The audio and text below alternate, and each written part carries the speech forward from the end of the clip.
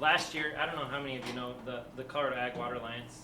They do a drought planning grant process, which I think is mostly money from the Gates and the Walton Family Foundations to just try to find ways to do agricultural production in Colorado with less water. So a couple years ago, I did twin row corn with like 20 different variety cover crop in between the twin rows. So I did 30 inches, and then skipped 2 rows, and then to 30 and 38 on a short day corn on some pretty marginal soil with only about 12 inches of irrigation water on it in 2022, and it worked out pretty good. We got 120 bushel corn crop, and then it didn't get very tall, but and then we grazed the rest after that. So last year, I went to the Colorado Ag Water Alliance and asked for a grant, and I thought that I wanted to do something similar again. I wasn't going to do twins. I was just going to do 60-inch corn and grow cover crop in between it, and I was going to try to find a taller stature corn, maybe a few more days longer, that I could maybe graze some sheep in between, just because I thought that might be an interesting idea.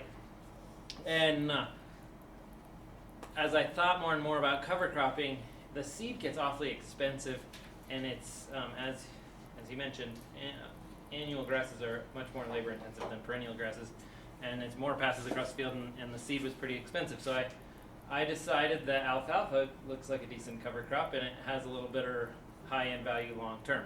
And so what we did is we just prepped the ground for corn, and on the same day we planted corn, which was June 1st this year. We had too much rain. We were kind of held out of the field for a little while, so it held us back a little bit.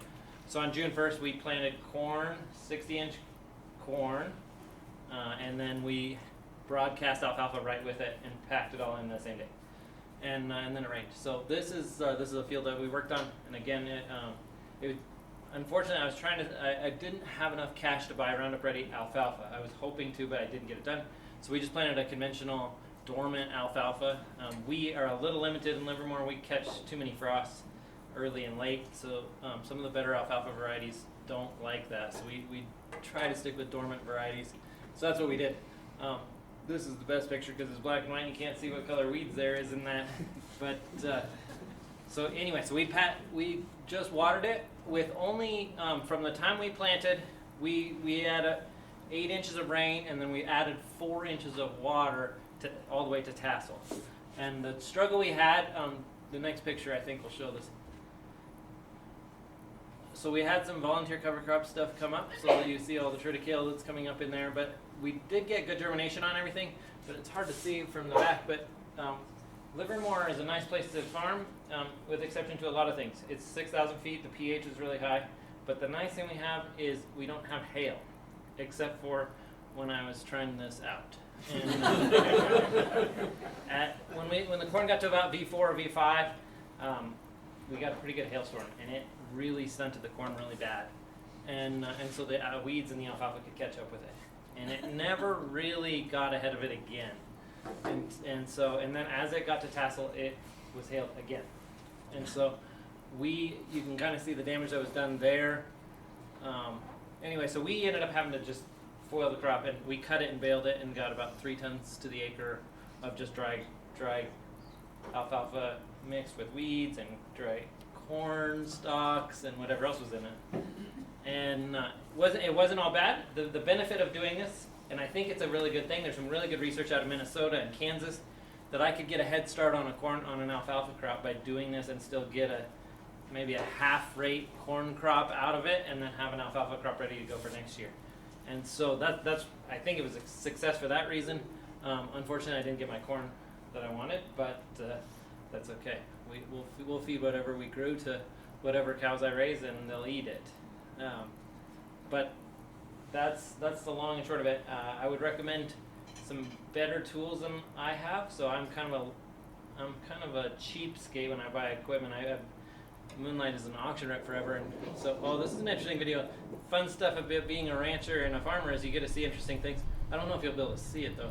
Anyway, anytime I go around, this is a video of a bull snake eating a rat, and just interesting to see. It's out in that field.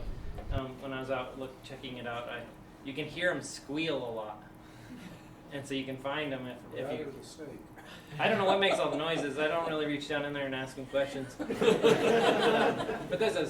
you can't see crickets. There's a mouse and a rat and a snake in there, and they all team up and beat each other up. So I just thought I'd throw that in there. You can sort of see the snake up at the top. Yeah, there's And there's a little see bit the of, rat.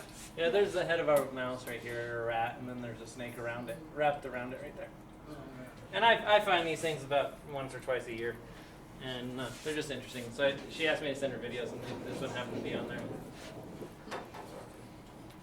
So some of the advantages, some of the things I learned that we need to do better is if I didn't have such cheap equipment, I probably could do better. If I had a better planter that had more tools on it, I could only put pop-up with my corn. If I had a 2x2 on there, my corn would have had a lot better chance to fend off the alfalfa and have a little better fertilizer. The other thing I didn't know is baby alfalfa takes way more nitrogen than regular alfalfa does.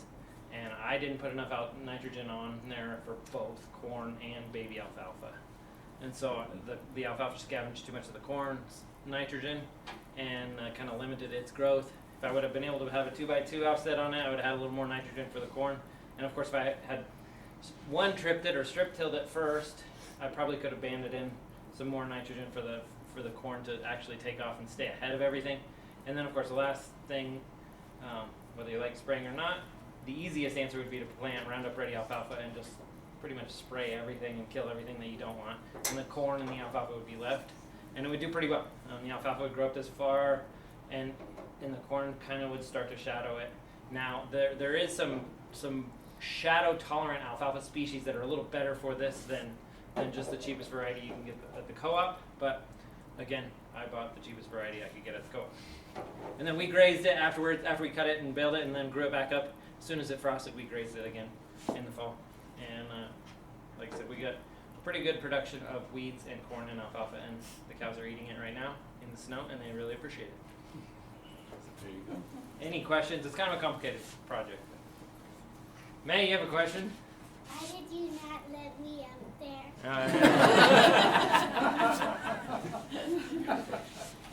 Yes, ma'am. So do you think he'll do it again and just add more nitrogen, or? Well, I don't really have another field that I want to transition over to a perennial crop like that right now. Yeah, I will do it again eventually, but I won't do it again this year. And are you going to plant corn in the alfalfa next year? No, we'll let the alfalfa run for 4 or 5 years, just as straight alfalfa. And as the maybe as the alfalfa thins out, I might take a first cutting year and then just plant some corn straight into alfalfa and then spray it off. But that won't be for a long time, 2 or 3 years. Very good. Well, thank you.